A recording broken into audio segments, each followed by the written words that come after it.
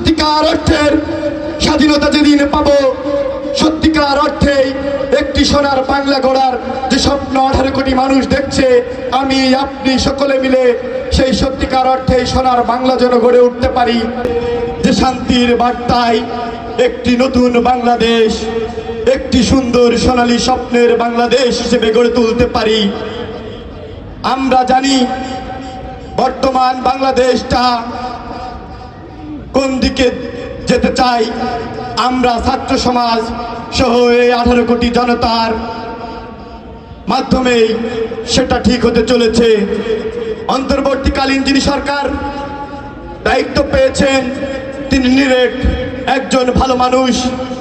আমরা জানি এই মানুষটিকে পেয়ে যদি আমরা এই একটি সুন্দর সোনার বাংলা, যদি সত্যিকার অর্থের সোনার বাংলা যদি গড়ে না তুলতে পারি, তাহলে আমরা ব্যর্থ জাতিতে পরিণত হব।